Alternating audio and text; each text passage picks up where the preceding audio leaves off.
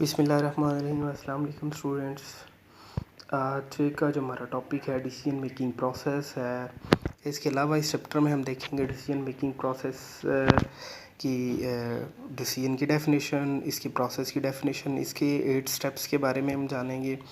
इसके अलावा decision making manager making decisions के बारे में हम जानेंगे। और इसके अलावा इस चैप्टर में लर्निंग आउटकम्स हैं, types of decision and decision making conditions.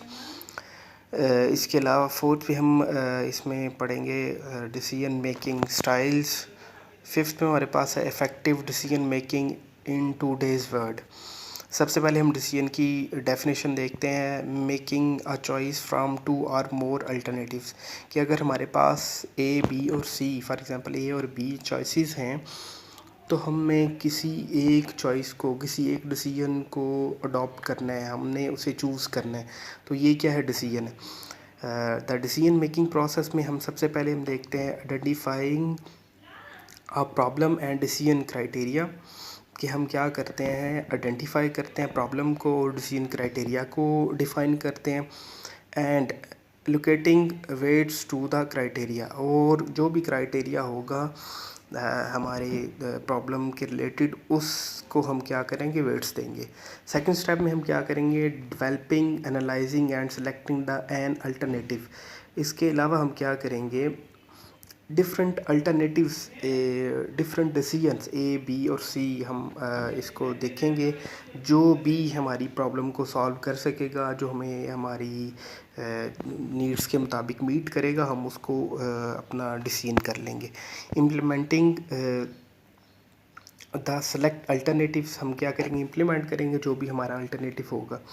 Evaluating decision effectiveness, और हम क्या करेंगे, वैल्यूएट करेंगे जो भी हमारा होगा डिसीजन। फर्स्ट स्टेप की तरफ हम चलते हैं। फर्स्ट स्टेप हमारे पास है identifying the problem discrepancy between an existing and desired state of affairs. हम क्या करेंगे, कोई भी हम प्रॉब्लम है उसको हम देखेंगे और उसका अल्टरनेटिव देखेंगे। Characteristics of problem, a problem becomes a problem when manager become aware of it.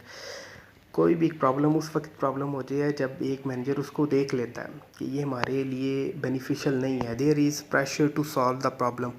इसी तरह मैनेजर जो भी होता है उसके ऊपर प्रेशर होता है कि जो भी उसको प्रॉब्लम है उसको सॉल्व करे। The manager must have to authority, manager के पास अथॉरिटी भी होती है इस प्रॉब्लम को सॉल्व करने की, उस इंफॉर्मेशन भी होती है, and resources needed to solve the problem, और रिसोर्सेज भी होते हैं जिससे वो उस प्रॉब्लम को सॉल्व कर सकेगा।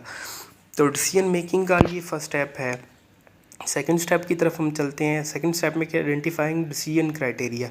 सेकंड स्टेप में हम क्राइटेरिया देखते हैं।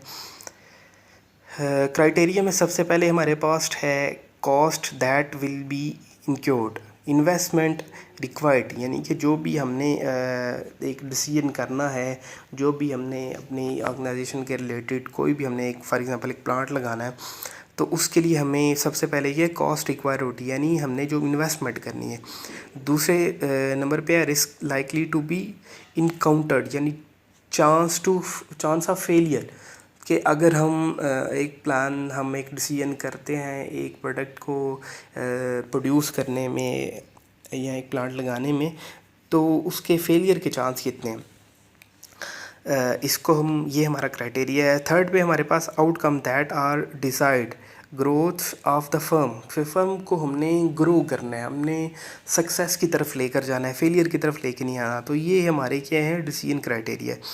थर्ड स्टेप में हमारे पास क्या है, allocating weight to the criteria. हमने क्या करना है थर्ड स्टेप में, जो भी हमारा क्राइटेरिया है हमने उसे वेट देना है।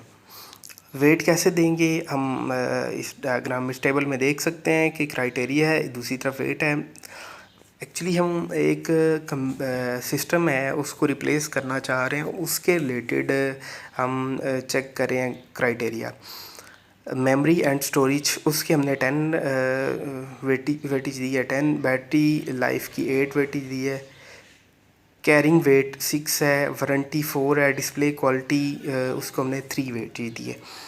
तो फोर्थ स्टेप में develop alternatives, identifying variable alternative are listed without evaluating that can resolve the problem. हम क्या करेंगे, अल्टरनेटिव्स में क्या होगा, हमारे माइंड में तो एक तो है कि हमने एक हमारे पास कोई प्रोडक्ट है, हमने उसके अल्टरनेटिव्स देखने हैं और उसको बगैर इवेल्यूएट किए हुए हमने देखना है, लिस्ट आउट करना है कि कौन कौन से अल्टरनेटिव्स हैं जो हमारी प्रॉब्लम सॉल्व कर सकते हैं।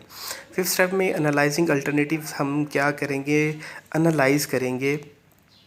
An alternative appeal is based on its ability to resolve the issues identified 2 and 3। हम क्या करेंगे, सेकंड और थर्ड स्टेप में हम क्या, जिस तरह हमने आइडेंटिफाई किया उसी तरह हम इनको भी आइडेंटिफाई कर लेंगे।